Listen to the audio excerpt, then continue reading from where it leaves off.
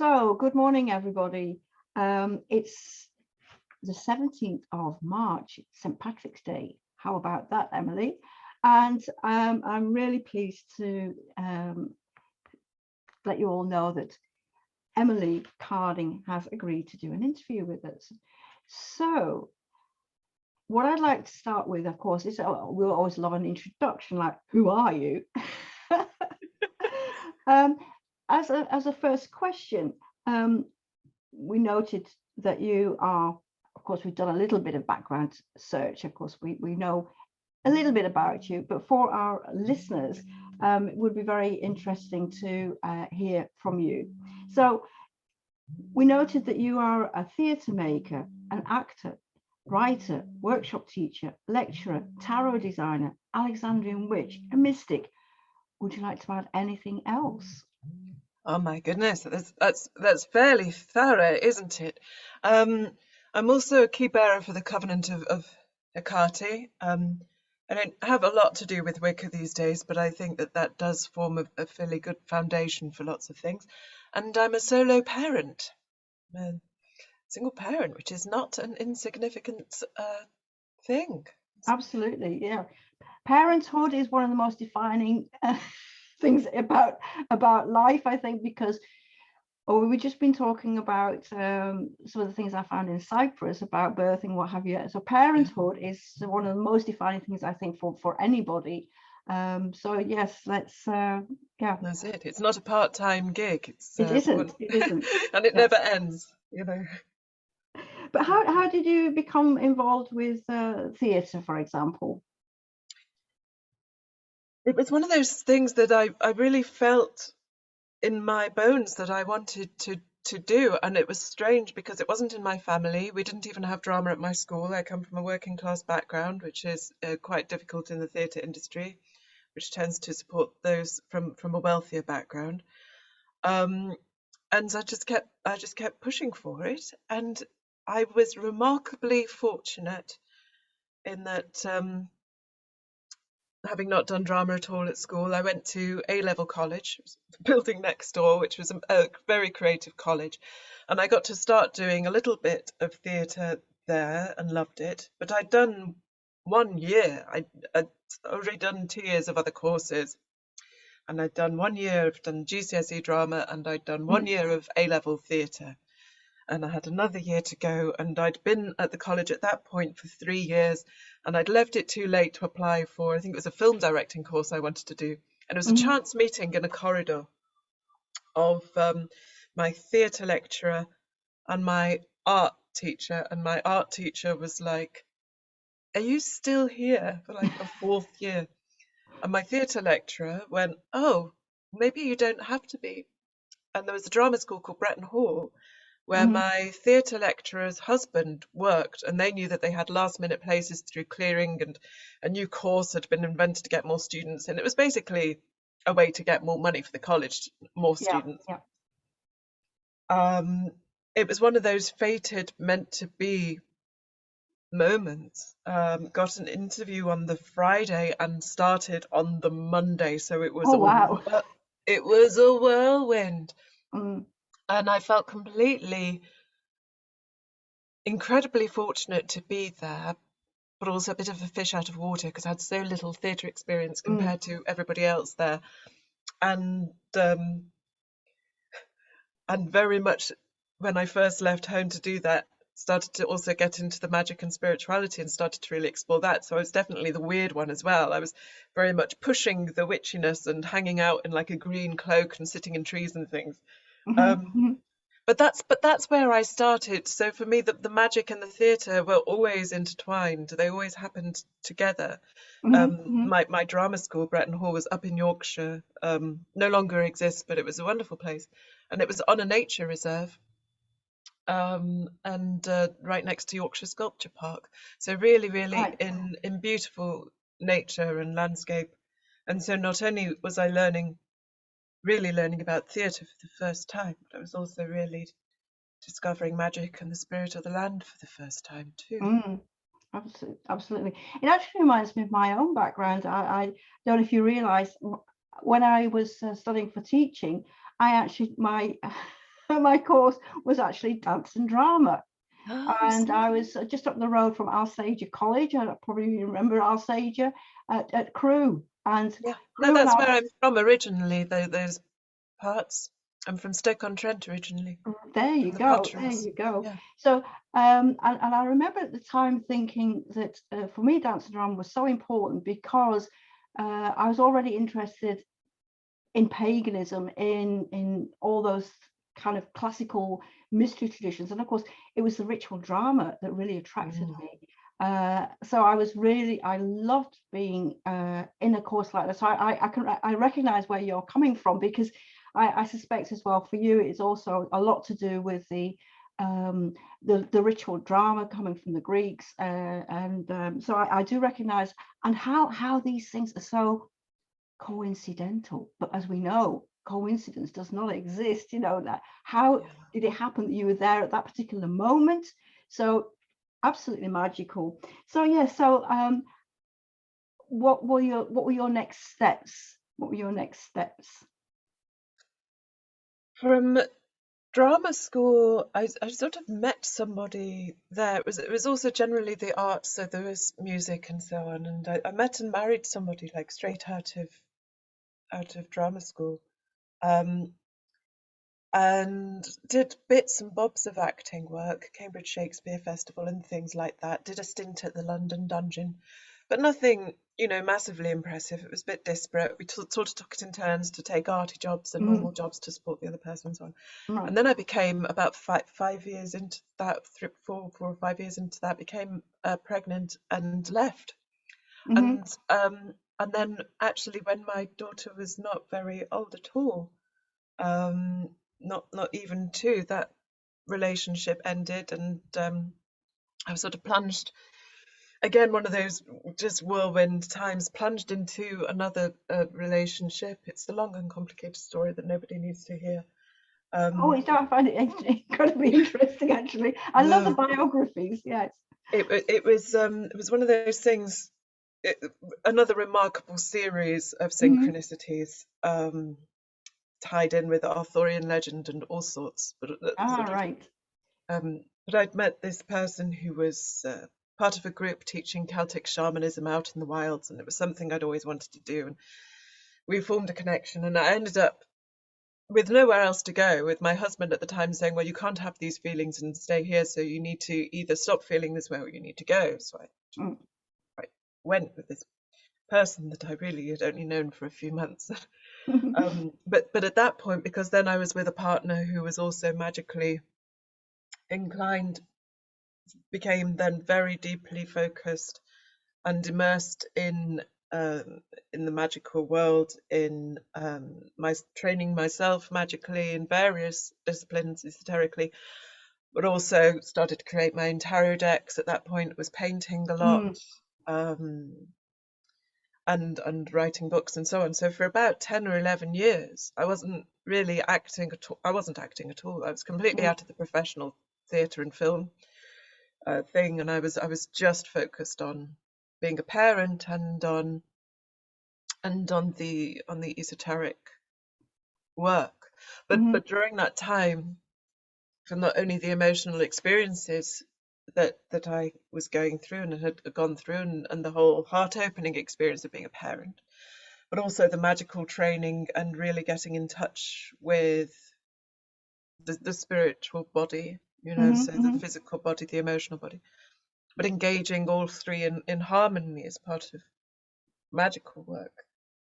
When then I did go back to acting, I found that I was a stronger actor than I had ever been, and I felt this connection with this material. And what happened was about 2000, and it was 2011. I think it might have been 2010. First started getting the twinges of, I want to go back to acting, but I was waiting for my child to be old enough to be able to cope with me not being around all of the time. And in 2011, it was another one of these moments, these key moments that Mm-hmm. happen. And in the house I was living in at the time, when you're on your phone and you're online or whatever, I could only get a signal. I was lying in bed on my on my phone on the internet. I could only get a signal if I held my phone like over my face. Oh, wow. I remember. And my phone fell on my face and landed like on my mouth and bushed me in the teeth. It quite Oh my hurt. gosh. And then I picked up the phone. And when I picked it up, it had gone onto a Shakespeare app, which I hadn't been using, and had gone into the complete works of Shakespeare. I was like, do you know, I'm going to take that as a sign. And I looked, I was living in Cornwall at the time, which is, you know, way away from anywhere really practical for Mhm, theatre stuff. But I found a postgrad course in specifically in staging Shakespeare. So it wasn't really specifically an act, didn't teach you to act. It mhm, was, mhm, being a postgrad thing, it presumed a certain amount of skill in acting or directing or whatever already. But it was about staging Shakespeare, making your own work, interpreting the text, reinterpreting the text, using the text as raw material in all of this. And I was so lucky to get a place on that. And from that point, it just took off. As soon as I started on that course, I just felt completely engaged. And that missing part of myself was there, yeah, just completely engaged in what I felt was my work, mhm, and mhm. and met people on that course, including Kolbrun Bjord Sigfusdottir, who's the director I worked with on a couple of the Shakespeare solo shows, and instantly started making work that we started touring and so on, so that when what started as an MA became an MFA, so 1 year became then a 2-year course. I was able to do 2 years basically the same stuff. Just the work just continued. There was no real pause. We were making work while we were there. Mhm, That mhm. started to tour, graduated from the course, and that work then just continued. And I've been very lucky, touch wood, to be pretty busy um, since then. And always, my thesis on my postgrad was on the practical application of the esoteric content of Mhm, Shakespeare. mhm. And it was the foundation basis for So Potent Art. So a lot of All the right. content of So Potent Art started with that postgrad course back in 2012 to 14. Amazing. Yeah. I mean, because one of the questions I have actually is uh, what is the relevance of Shakespeare for witches? Yeah. And we all know the the famous hubble bubble toil and trouble and all the rest of it. I'm Right. sure it goes a little bit deeper than that. It really does. So for witches or any kind of magical practitioner, Shakespeare is extremely relevant. Um, I don't know what order really to put this in, but let's say firstly as raw material. These are beautiful, powerful words.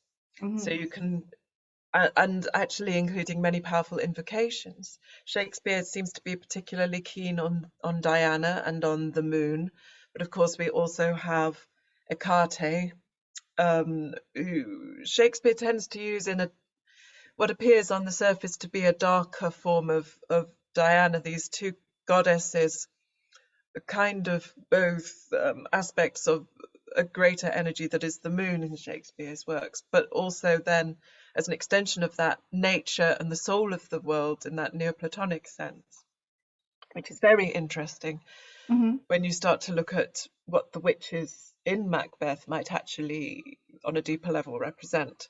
Yes. Yeah.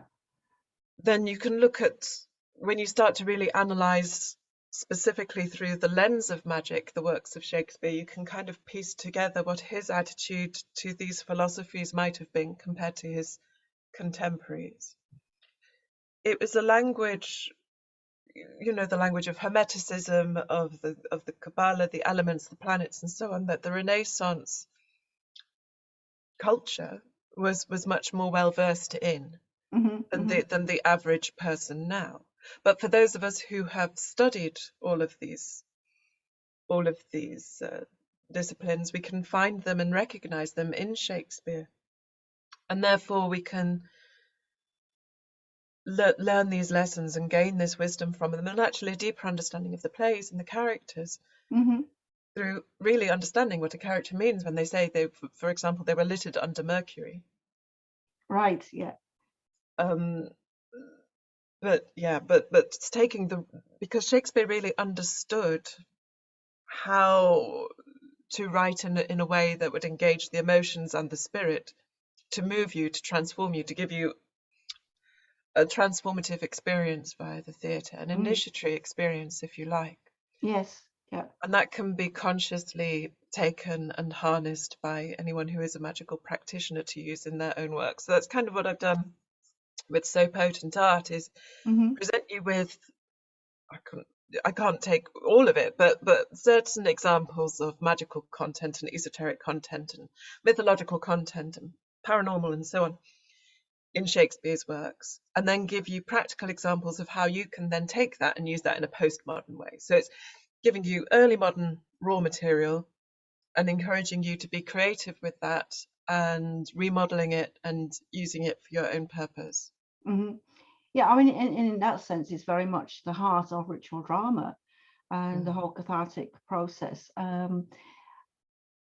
It's one of those things. Do you know of any?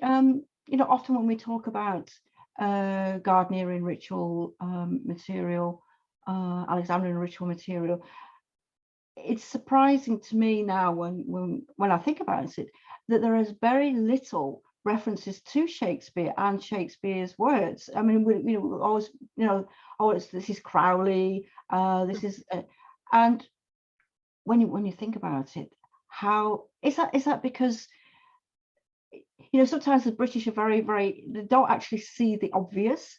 I always say, that the British are very cultural rather than being religious, as very That much is true. the Germans are. When you look at Goethe and Schiller, I think the English, perhaps not so much the British, but the English certainly have this quirky feel for culture, and certainly Gerald Gardner. His connections with the Crotona Fellowship and his connections with the theatre world. When I think about it now, it is surprising that there is as far as I know, but you could perhaps help me in this, that there are very few instances of direct quotes from Shakespeare, or have you found any? This is specifically, perhaps that would be the next part of research. How much influence is there in the ritual texts of Shakespeare? Have you found anything specific? I didn't really look at it from that direction, so I haven't come across anything that I can think of off the top of my head. Um, Mm, and perhaps because I hadn't ever come across that, I felt like I was breaking original ground by taking Shakespeare and presenting it in this context of saying, look, this is great material to use, not only because the yes, words are yes. so powerful, but because the rhythm is so powerful, the iambic pentameter, the heartbeat, the hidden depths of meaning, and this underlying philosophy of nature that is there. This Mm, very powerful when you think of it. Um, but yeah, I don't think it's necessarily a source that many people have, from a pagan background, have come to. What I have seen is the only previous sort of books that I've seen on this subject, or the work that I've seen on this subject, has been much more from a kind of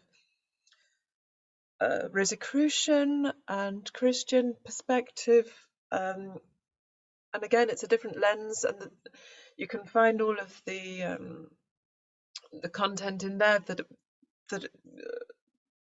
they can sort of use and find those secret. There's much more in there though than that. So Frances Yates has written extensively, mm, and her works have been absolutely invaluable in this research. But everybody sort of takes their own lens, and you can do that with Shakespeare because it's so rich, and say, look, this proves this point, or this proves this point, and this philosophy. But there's an underlying love of and respect for and reverence for the spirit of nature and the goddess that kind of runs through. mm, Ted Hughes, the poet, controversial and problematic though he might be, wrote a wonderful book on the subject. But again, that's very much his perspective. So what I tried to do was look at what is very obviously actually there, this is not just my interpretation of it. I'm like, no, this is mm, blatantly there. This is references to the planets, references to astrology, references to the elements, references to the gods and goddesses, and so with a little bit of like, if you were to take the lens of the Kabbalah, for instance, you could do this Hmm. and so on. But no, I'm not familiar with anybody having taken Shakespearean text and used and not in any kind of widely spread way. I'm sure that people have done, but not in any of the ritual Yeah. texts and things that we have access to, Yeah, which I is think there are some surprising. academic papers on the subject, but because for many of us it becomes very dry. Um, and a lot of us, you were saying about coming from a working class background. You know, I absolutely agree. I think many of us are from a working class background because we're the doers. We're the doers, and unfortunately, so especially Gardnerian Wicca has been really steeped in much more of an academic background, that people were Mm. um, kind of well educated. But when I came to the craft, it was actually, I came from, as I said, very much a working class background. And one of the things I noticed was certainly my coven at the time were the people who had the gifts of narrative, who could actually tell stories, Mm. which, and unfortunately, I find that some of the craft has been, as you said, looked at it from the lens of an academic lens, Mm. which is, you know, in some respects, when people are going on about the ritual texts and trying to analyze them and all the rest of it, it's actually taking away from the as you say, that Shakespeare was there for the people. You know, it was very much a people's theatre and engaging. And so when I think about it, it's actually a bit of a shame that we've lost this connection with just working, just people, you know, and they're living their lives and getting on and talking about, you know, the horrors of losing a child, or parents and people who die or have tragic lives, you know. Mm. So I think actually your book may perhaps encourage people to really, that was the thing that Medea, of course, was very taken with, that it was very, it's a lovely inspiration for us to actually go and look at the Shakespearean contexts, the way, as you've described, you know, it brings it so much into a metaphysical level. You know, it's not just a good form of amusement, but you know, as I say, coming back to this cathartic aspect, and the real heart of ritual drama.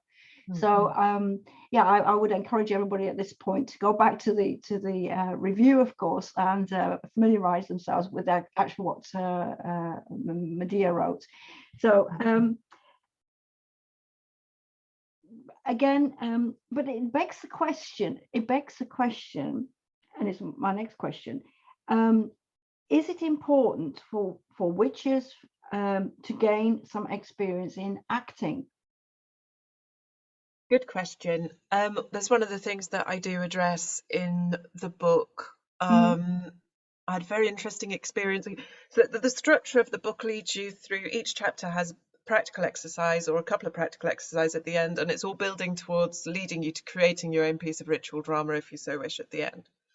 So that's the sort of the practical process that goes underneath all of the theoretical stuff on top. And the piece of ritual drama that I include as an example is a piece called Hector Genesis, which I wrote for I think it was the second Hecate symposium Mm-hmm. in Can you remember Glastonbury. which year that was? Because I was with the goddess Not good at conference time. in Glastonbury, in Glastonbury with Sarita. And of course, I've been with the Hecate since about 2000. I guess it was about 2006. Of course, that's where I know you from. Uh, um, can you remember which year it was that you? Not I off the honestly, top of my head, no, I no, can't. I no. can't remember. If I think about it, it would have been 2013-ish, Mhm. because it was while I was at Exeter doing the MFA. Yeah, but it was in Glastonbury. Could have been 20. It was probably 2013. It was in Glastonbury. And it was a piece that I'd written. You'll see the example in the book, but it was Mhm. a mashup of Shakespeare's work So it was taking lines and passages from all kinds of different places, from the sonnets, from the plays, and repurposing them in a ritual framework and reforging it into a new piece with the sort of the birth, death, rebirth kind of ritual drama. It was the fall of the light into the world and death and rebirth kind of framework, but standard ritual drama framework. And I had worked with a small group on that. We were lucky enough to have some time where they could. At the time, I had a big house, not anymore, unfortunately, but at the time, they were able to come in and live with me for a bit, and we were able to work intensely on that, devising this piece. That was a combination of myself. There was another actor who had done some magical stuff, had a very spiritual background, and was a musical theatre performer. And there were two very young theatre practitioners who were not magical. And then there was my person who was my husband at the time, who was a magician but not an actor, but had kind of wanted, it was sung in bands and things, and had wanted to do drama when he was a kid, so kind of thought that he had a handle on it. And it was actually easier with those individuals to train the actors in the magical work than it was to get the magical practitioner to do the drama exercises and the warm-ups and the vocal things and so on. And what I would say is for people who are magical practitioners or witches and haven't done any acting work, is that it can only help you in your ritual work, to work on your voice, to work on your movement, to work on your physical presence in a space, because that will increase the efficiency and power of your rituals.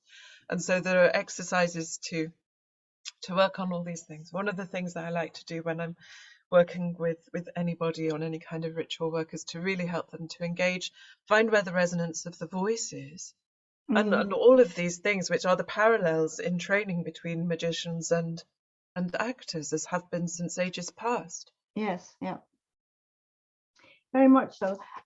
Again, it's also the choreography, you know, the dance, and how people within circle, because of course often our circles are very small, so you have to, and there are certain points of etiquette, like not pointing your feet towards the altar, that kind of things, which we take as kind of unwritten laws, rules, whatever you want to say.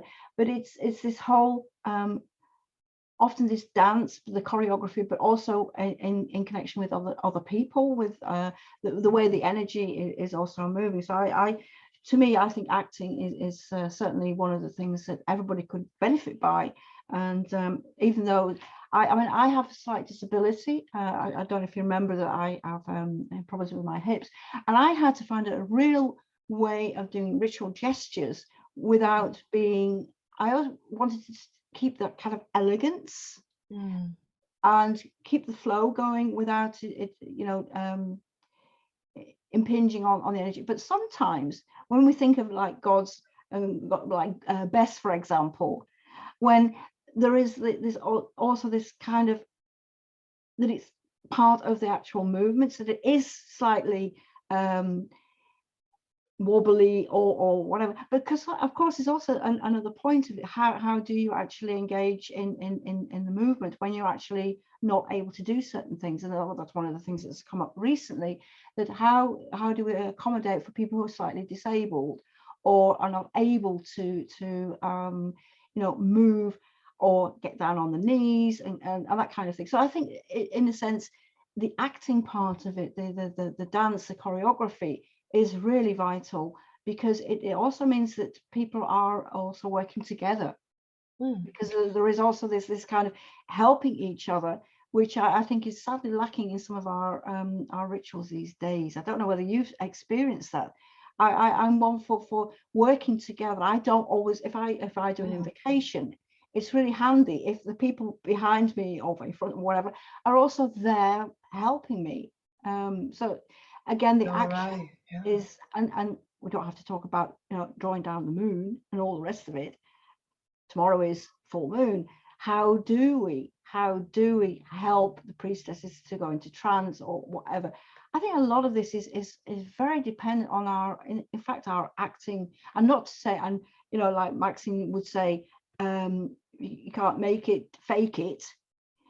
Because I think with No, but acting, you don't have to fake it. You don't have to fake it because you can. not about faking anything. I mean, a lot of people Yes. make this if they're not actors, they might not really understand what it is. But as you know, the non-actors who might go and see an actor are receiving the illusion, and they may be under the impression that this is somehow some form of fakery or some form of lying, but it's more about revealing universal truths. And what you're talking about there, to train as an actor in supporting your fellow actors and forming a group energy and learning, really, even if you don't believe in energies, and many actors might not be aware of exactly on a spiritual level what they're doing, but they know that there is energy and connection involved. To be aware of, in that moment, perhaps you know that somebody's going to forget a line and you can jump in there and support them. Very useful in magical circle.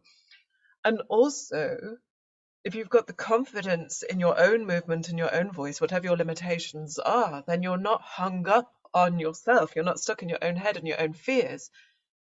And that is only going to make the energy more effective too.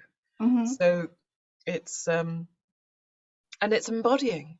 So certainly the way that I work Yes. is about embodying energies. Yes. Not everybody works the same way, but obviously as a magical practitioner that comes naturally to me. But I highly encourage people to, even if it's just a part-time course, or try some of the exercises Mm-hmm. that you might find in this book, and also in I have a new book coming out very soon, next month it should be out, called Seeking Fairy.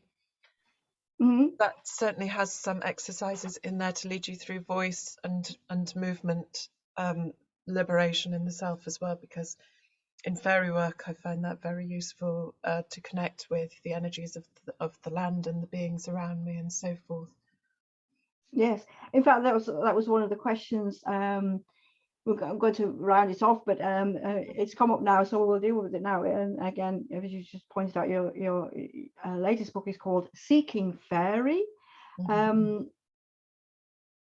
You just told us a little bit about it, but you had an earlier book called Fairy Craft. Is it Seeking Fairy? Is this a sequel to that, or is it completely different? Could you tell So us? it's similar content in a sense. Both of these books were requested of me by Llewellyn, so I didn't necessarily set out to write them, but it was very interesting. With Fairycraft, they asked me for a lifestyle book. So it's really about the festival circuit and the people who are into fairy things and how to dress up and how to do your makeup or whatever. It was part of a series of books. I don't know what the other ones are, but there was a book that Raven Digitalis wrote called Gothcraft as well, and it was kind of Yes. a follow-up to that. And so I was like, well, okay, I will try and put as much good guidance in here as I can as well. And so people who didn't really read it properly went, oh, it's all photos of people and advertising of festivals and things. It's like, well, no, that's there to show you how to find the community and be part of the community. But if you actually read some of the exercises and so on, it will guide you in a way to open up your energies to connection and so on.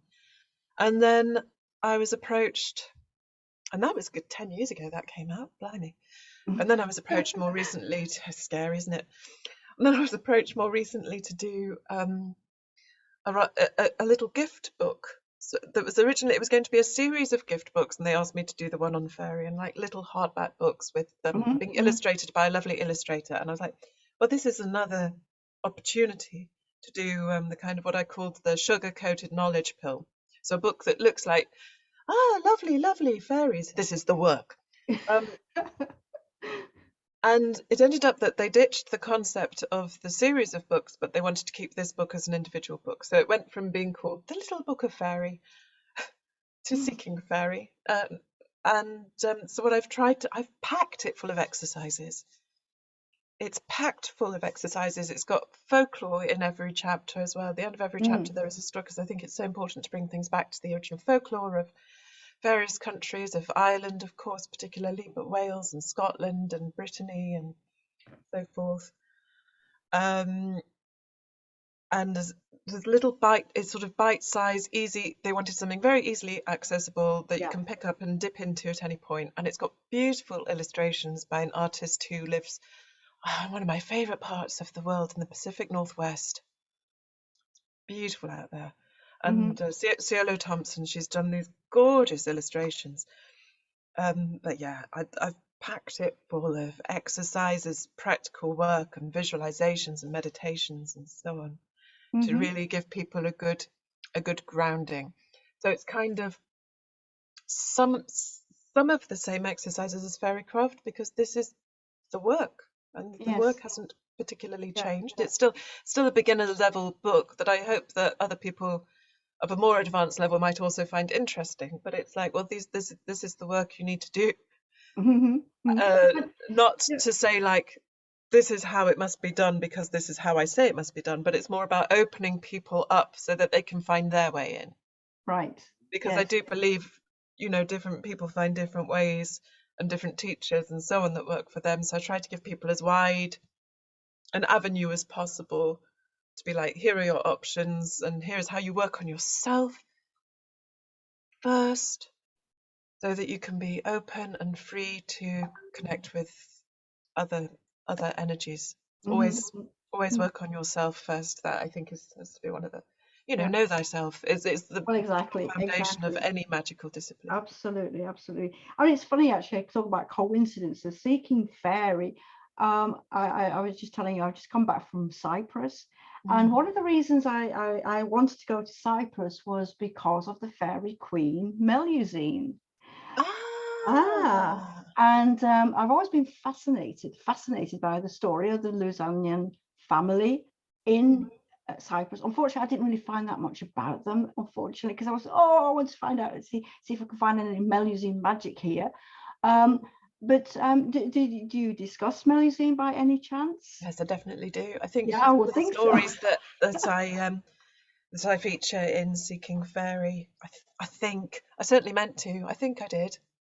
Well, it's. I mean, I'm almost certain that it is, because that's one of my favourite examples of a bit of a fairy myth and a fairy queen, where she asks for something, you make an agreement, and if you break that agreement, you're done, you're buggered. Yes.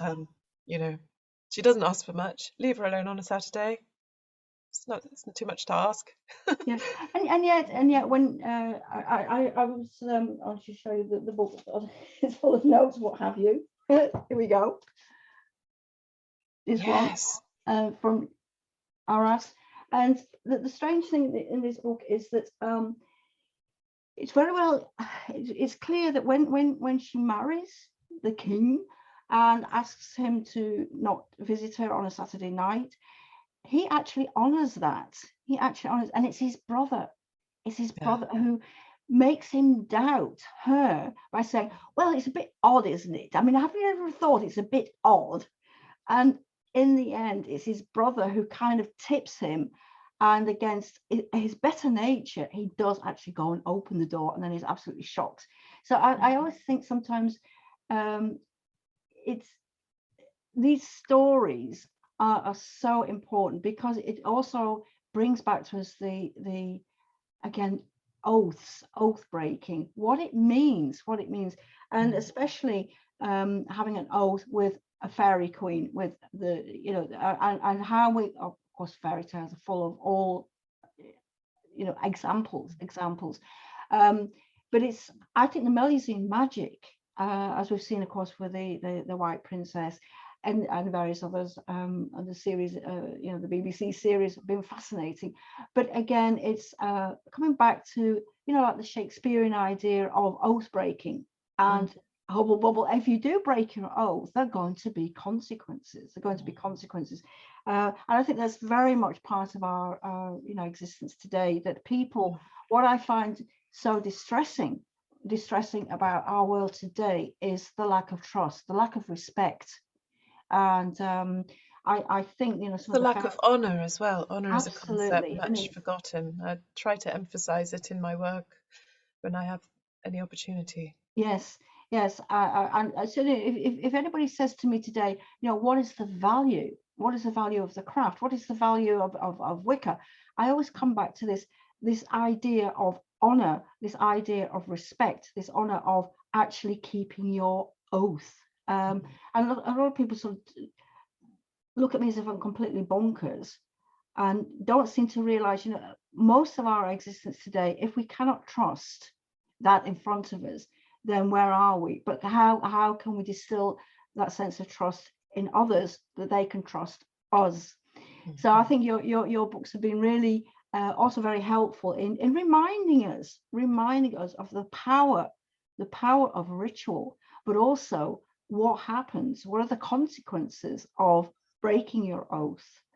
So I don't know if you'd like to add anything. I mean, obviously that begs the question of, you know, your connection with Hecate, you know, just to perhaps round it off, because it's, again, I think my connection with you has also been, what has our connection with Hecate really been, and how influential has Hecate been to your way of life, your view of life today? So your how do you think Hecate would speak to us today about the current situation? Oh, about the current situation, my goodness. Well, how does Hecate speak to us? I think that goes from individual to individual. Mm-hmm. For me, she's always led, and I feel like she found me and started to inspire me and influence my work before I was 100% even fully aware of how much she was doing so. And again, learning to trust that and recognize that feeling. The primary aspect of Hecate that I work with is Sotera, is the world's soul. Mm-hmm. And we're living certainly in a time when we need to connect with the energy of Sotera more than ever. Absolutely. And trust that this process that we are globally going through now has to be one of evolution spiritually towards something better. I have to hold on to that hope. So for me, that connection with that spark, that the light that comes from the universe into the world that animates all of us, this spark that we all have, no matter how consciously connected we are to anything inside of us. That connection and that inspiration that can then hopefully strengthen other people's flames now to try and shine as brightly as we can in times of darkness. That's, to me, that connection with Hecate is more important than ever, and more powerful than ever. Yes. Yeah. I mean, I of course, recently, in the light of what's been happening in Ukraine, of course, people have said to me, how can you, connect, and which goddesses or gods would you call upon? Would you call upon a god of war? Fight fire with fire? But on the other hand, I think, well, first of all, I would connect with the local goddesses and gods, the spirits of the land. I'm always appalled by the fact that people don't connect with the spirits of the land. And of course, Shakespeare, coming back to Shakespeare, who would be more than be there saying, yes, you have to connect with the spirits of the land. But Hecate as well, in all her different forms, would say, recognize her force, whether it's Feronia or whether it's the local gods and goddesses of Ukraine. We've recently been doing invocations to Berenier. But I would also encourage people to work with the spirits of Russia.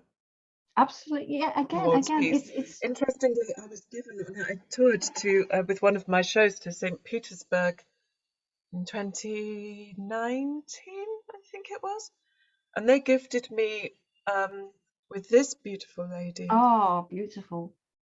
Who brings peace and harmony. It's very much it reminds me of the Kievan Rus. Yeah. It's brilliant. I mean, this is the problem. This is a problem. People mix personalities with you know, the heart of the nation. And again, it's Russian I people have don't want this. It saddens me so greatly when people start becoming racist and nationalist about these things. When I have many friends, you know, in Russia as well as artists in the Ukraine and so on, and these people are like they're family to each other. definitely. You know, that these countries are next to each other culturally. You know, it terribly saddens me. So I know many Russians who are suffering under this, not to the extent that Ukrainians who are having their homes destroyed and are now, you know, that those who still have their lives are desperately trying to find safe harbor, but Russian friends who have been stopped on the street, for example, for wearing a coat that happens to be blue and yellow, Mm. or the people being arrested for holding up even blank signs in Yes, protest. exactly. Exactly. So I Yes. think that there's as much benefit to be found in calling upon the Russian spirits of place and gods and goddesses to bring peace to that country and a change of regime to that country. Yes. Yes. That is the country where the change needs to happen, Hmm. the evolution needs to happen. So yeah, I know, I absolutely agree with you. And part of my understanding of Hecate as world soul, and there's a connection to fairy there in the myth of the fall of Lucifer and the beings that fell with Lucifer but didn't go into hell but came into that middle place. These the Hmm. sparks of that same divinity, but they're neither above or below, they're in between, that is the fairy beings. And that very much connects with Hecate, who can also has a role as fairy queen. I mean, she's very multi-purpose. She's very Definitely. she's a busy lady. But though there are certainly some. I mean, fairy is a huge umbrella, and it covers a huge diversity of beings, from very individual, certainly races in their own right, to beings whom I would categorize as sort of guardians of the inner light, as it were. Yes. It's like Yes. sparks of the world soul, and Hecate rules over those. Um, always. There's a lot of benefit to be found from living harmoniously and working with and strengthening the spirits of place. Yes. For sure. Yes. I absolutely agree. Um, is there anything else you would like to add as we round off? Because it's been absolutely fabulous talking to you, and I do miss coming Lovely to talking with you England. too. Thank you. Thank you so much for inviting me. Yes, and as I say, we're definitely looking forward to your next book. I So it's called Seeking Fairy. And when is it going to be published? Is it already published, or is it the next month or so? It's just back from the printers. It's from Llewellyn and it's available for pre-order. So by the time this goes out, it should be out. It's due out in April. So I Right. understand that my books are on my way to me as we speak, Very good. hopefully. Very good. Well, as I said, this interview is going to be in our Beltane issue of Wiccan Raid. That's why I wanted to give us a chance to sort of prepare things. So maybe by that time I'll also have got the review copy for Seeking Fairy, and I hope so. I'll ask Medea to review that as well, because she knows your work now, and I think she was so looking forward to having this interview. And Oh, give her my love, won't you? well, I will indeed, and Very grateful also for the thank you review. for getting in touch with Llewellyn for us, because it's Hmm, actually renewed the contact with Llewellyn, and we used to have great. as Wiccan Raid many years ago have a very good contact with Llewellyn, but then they relapsed into a sort of era, a couple of years or so, that they seemed to be anti-Wicca. But they Go seem through to. phases, don't they? Yes, but they seem to have got back into. So I'm really happy that you've Good. got a good connection with them, and we will definitely look forward to seeing your new book. And Thank by the you. time that this goes out, that we should be able to also give a review. So thanks again, Emily, for everything. If you have any questions, I'll receive them either on Messenger or email, and as soon as we have any, I'll get back to you and let you know how the interview has come over. Great, thank you. Thanks Thank so you ever much. so much. And Bye. a happy full moon. It's full moon tomorrow. It's awakening moon, and of course the weekend it's spring equinox. It So is a wonderful time. let's hope that with the new awakening moon that people will see how important it is that the land is also nourished, and the spirits of the land are also acknowledged. So on that So happy mote it be. so mote it be, and blessed be. Thank you very, very Take much. care. Lovely to see you.